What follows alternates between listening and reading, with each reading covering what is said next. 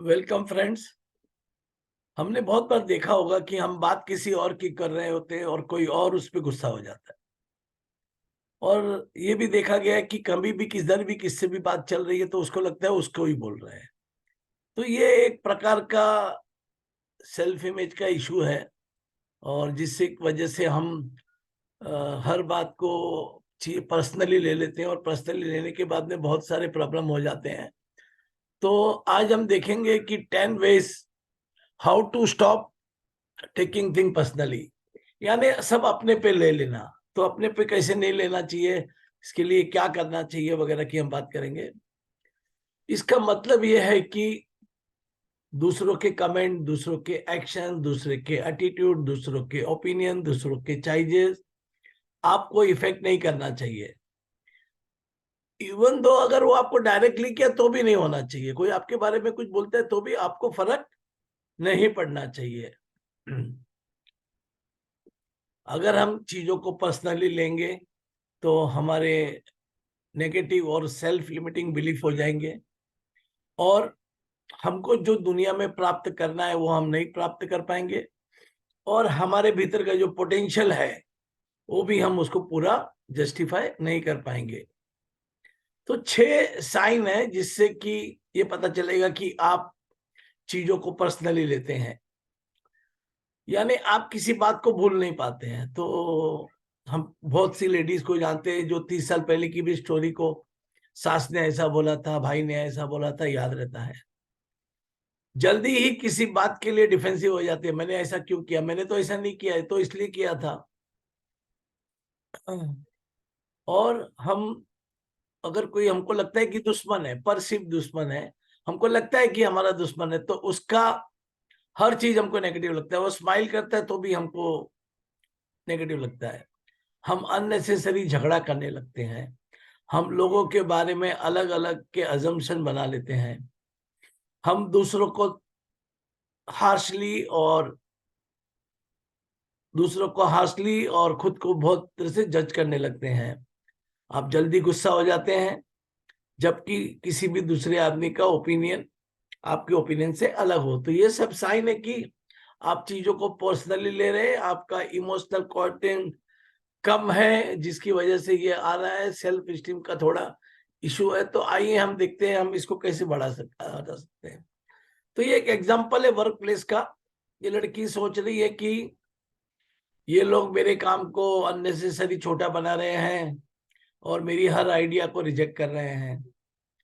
मेरा प्रेजेंटेशन खराब था क्योंकि किसी ने कोई सवाल नहीं पूछा, उसने मुझे मीटिंग में नहीं बुलाया, इसका मतलब है कि मैं कॉम्पिटेंट नहीं हूँ।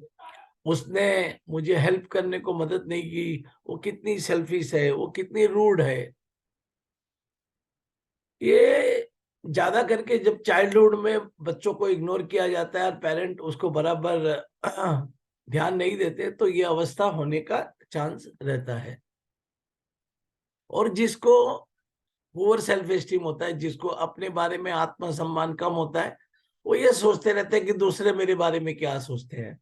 जो खुद के बारे में बराबर नहीं सोच रहा है वो यही सोचते रहेगा ना कि दूसरे मेरे बारे में क्या सोच रहे हैं, और उनको लगता है अच्छा यही सब सोच रहे हैं जो मैं सोच रहा हूँ। और इसकी वजह से ये होता है कि हम नेगेटिव हो जाते हैं, हमारी सेल्फ बिलीफ नेगेटिव हो जाती है और हम हमेशा अपने आप को कहते हैं कि मैं कुछ काम का नहीं हूँ, मेरे में हमेशा कुछ ना कुछ गलती रहती है। तो सबसे पहला जो इसका वे है कि हमको रूट कॉज को देखना चाहिए कि रूट कॉज क्या है। जैसे मैंने बताया, बचपन में कोई घटना हुई है, बचपन में कोई पेरेंट ने ध्यान नहीं दिया जिससे हुआ है, या आपने कोई गिल्ट किया है, आपने कोई गलत काम किया है उसका गिल्ट आपको है, या कुछ रिलेशनशिप में आपको इशू आया है उससे है। तो पहले हमको ये ध्यान देके देखना चाहिए। हाँ। और जो भी चीजों को आप पर्सनली ले रहे हो उन इमोशन को वैलिडेट करना चाहिए कि हाँ ये है तो क्या। और जितना आप वैलिडेट करते जाए, और ये भी करना चाहिए कि ये मैं बराबर कर रहा हूँ कि गलत कर रहा हूँ। और सबसे बड़ा है कि चिंता करने की जो आदत है उसको छोड़ना चाहिए। So the break the worry habit before it breaks you, क्योंकि ये चिंता करने से हम अननेसेसरी थिंकिंग में चले जाते हैं और अपने बारे में नेगेटिव सोचने लगते हैं। इसके लिए कॉग्निटिव फ्लेक्सिबिलिटी होना जरूरी है। इसमें 3 चीज आती है। हमारी अपने बारे में अवेयरनेस, हमको अवेयरनेस से जीना है, हर बातों का सही मतलब निकालना है, अपने आप में आपको पूरा कॉन्फिडेंस होना चाहिए, और तीसरा है कि हर परिस्थिति में बदलने की तैयारी होना चाहिए। तो ये अगर आपका रहा अवेयरनेस, कॉन्फिडेंस और एडेप्टेबिलिटी, तो आपका कॉग्निटिव फ्लेक्सिबिलिटी आएगा, जिससे कि आप अलग अलग कॉन्सेप्ट में आप फ्लेक्सिबिलिटी होके आप आराम से ढलने लगेंगे। अगर किसी ने कुछ कहा है तो उसको कहने दो, लेकिन हमको चेक कर लेना चाहिए कि ये बराबर कह रहा है कि नहीं कह रहा है। इसको रेंज चेक भी बोलते हैं, कि जब कोई इनवाइट करता है तो हम कहते हैं कि I will take a rain check, कि मैं आ सकता हूं कि नहीं आ सकता हूं। और आपको perspective talking practice, perspective taking, इसका मतलब है आपको सोचना चाहिए, प्रिडिक्ट करना चाहिए, हियर करना चाहिए, सी करना। तो अलग अलग एंगल से आपको चीजों को देखना चाहिए। जो आपको चाहिए उसके लिए आपको असर्टिवली, बिना किसी को नुकसान पहुंचाए, बिना किसी को चोट पहुंचाए, आपको मांगना चाहिए। जितना आप असर्टिवली अपने आप में रहेंगे, उतना आपको दूसरों की बातों का प्रभाव नहीं पड़ेगा। और जो आदमी बहुत ही क्रिटिकल है, हमेशा नेगेटिव बोलता है, उससे थोड़ा दूर रहिए। तो जैसे है कि कई बहुत अच्छी माँ थी, सब कुछ था, लेकिन मंथरा ने उसका दिमाग खराब कर दिया। तो जो लोग आपको घड़ी घड़ी नेगेटिव बोलते हैं, आपको नीचा दिखाते हैं, आप उनसे दूर रहे, और ज्यादा से ज्यादा वक्त अच्छे लोगों के साथ, सपोर्टिव लोगों के साथ, जो आदमी एक दूसरे का केयर करते हैं, उनके साथ रहिए। अपना एनवायरनमेंट बदली कीजिए। और जो 10वां है कि अपना जो भी काम करने का आपका पैशन है, आपका जो लाइफ का पर्पज है, उसको आप नर्चर करिए। अगर आप अपने पैशन को नर्चर करेंगे तो फिर आपको ये फर्क नहीं पड़ेगा दूसरा क्या कह रहा है, और आप चीजों को पर्सनली नहीं लेंगे। तो इसके लिए एक 4 एग्रीमेंट करके किताब आई है, और उसने बहुत ही अच्छा 4 एग्रीमेंट अपने आप के बारे में लिखा है। कि पहला है कि be impeccable with your words, अपने शब्दों में आप बहुत ही सटीक रहें, और हमेशा इंटीग्रिटी से बात करें, और जो आप मीन करते हैं वही बोले, और कोई भी ऐसा वर्ड यूज नहीं करे जो आपके विरुद्ध जा बोल रहा हो या दूसरों की गॉसिप हो। और आपके वर्ड का जो पावर है उसको ट्रूथ और लव के डायरेक्शन में ले जाइए। दूसरा है जो जिसकी हम बात कर रहे हैं कि डोंट टेक एनीथिंग पर्सनली, क्योंकि दूसरा आदमी जो काम करता है वो आपके हिसाब से नहीं करता है। दूसरा आदमी जो बोल रहा है वो आपको देख के नहीं बोल रहा है, और दूसरा आदमी क्या बोलता है और उसका क्या प्रोजेक्शन है, वो उनकी रियलिटी है, उनके अपने रियलिटी से अपना कोई कनेक्शन नहीं है। और जब हम उनके ऑप्शंस, एक्शन और ओपिनियन से इफेक्ट नहीं होंगे, इम्यून हो जाएंगे, तो हमको विक्टिम का नीडलेस सफरिंग नहीं होगा, और हमको अननेसेसरी अजम्पशन नहीं करनी चाहिए। और अगर कुछ आपको लगता भी है तो पूछ लेना चाहिए कि भाई आप ऐसा बोल रहे हो, इसका मतलब क्या है, और आपको ये बताना चाहिए कि आप उसके बारे में क्या सोचते हैं। दूसरों से जितना हो सके क्लियरली बात करें, जिससे कि आप मिसअंडरस्टैंडिंग अवॉइड कर सके।